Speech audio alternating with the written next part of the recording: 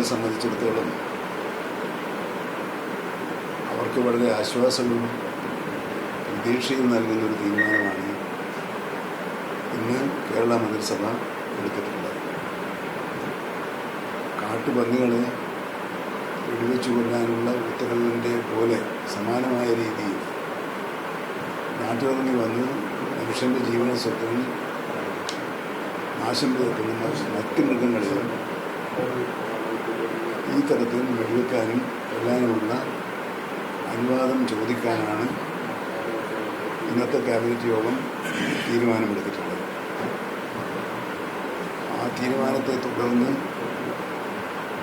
അതിൻ്റെ നടപ്പിൽ വരുത്തുന്നതിൻ്റെ കാര്യങ്ങൾ ചർച്ച ക്രോഡീകരിക്കുന്ന നിർദ്ദേശങ്ങൾ സമർപ്പിക്കാൻ അഡീഷണൽ ചീഫ് സെക്രട്ടറി ഫോറസ്റ്റിനെയും നിയമവകുപ്പ് സെക്രട്ടറിയെയും ചുമതലപ്പെടുത്തിയിട്ടുണ്ട്.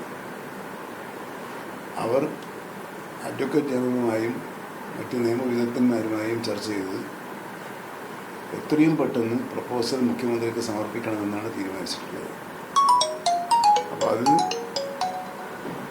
വളരെ പെട്ടെന്ന് തന്നെ പൂർത്തിയാക്കത്തക്ക വിധത്തിലുള്ള ക്രമീകരണങ്ങൾ വനംവകുപ്പ് ആരംഭിച്ചു കഴിഞ്ഞിട്ടുണ്ട്. AGയുമായി പ്രാഥമിക ചർച്ചകൾ നടത്തിക്കഴിഞ്ഞു. നാളെ രാവിലെ 11 മണിയോടുകൂടി ഈ 2 സെക്രട്ടറിമാരും വനംവകുപ്പിലെ ഹെഡ്ക്വാർട്ടറിലെ ഉന്നത ഉദ്യോഗസ്ഥന്മാരും ഒരു കൂടിയാലോചന നടത്തി ക്യാബിനറ്റ് നിർദ്ദേശം എങ്ങനെ ഫലപ്രദമായി നടപ്പിലാക്കാൻ കഴിയുമെന്നാണ് ആലോചിക്കുന്നത്. ഇത് ഇങ്ങനെ ആവാനൊരു കാരണമുണ്ട്. ഇത്രയും കാലം നമ്മൾ വന സംരക്ഷണ നിയമം ഭേദഗതി ചെയ്യണമെന്ന ആവശ്യമാണ് കേന്ദ്ര ഗവൺമെൻറ്റിന് മുമ്പാകെ വെച്ചത്. കേരള നിയമസഭ ഇത് സംബന്ധിച്ച പ്രമേയം പാസ്സാക്കി.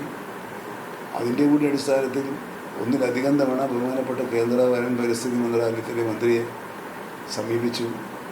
കാത്തിരുന്നിട്ടും ഒരു പ്രയോജനമില്ലാതെ വന്ന സാഹചര്യത്തിലാണ് ഇങ്ങനൊരു പുതിയ മാർഗം സ്വീകരിക്കാനാവുമോ എന്ന് ഞങ്ങൾ ശ്രമിച്ചുകൊണ്ടിരിക്കുന്നത്. ആ ശ്രമം വിജയിക്കുമെന്നാണ് പ്രതീക്ഷിക്കുന്നത്. അങ്ങനെ വരുമ്പോൾ കേരളത്തിലെ ജനങ്ങളെ സംബന്ധിച്ചിടത്തോളം അതൊരാശ്വാസ വാർത്തയായിരിക്കും എന്നാണ് ഗവൺമെൻറ് കരുതുന്നത്.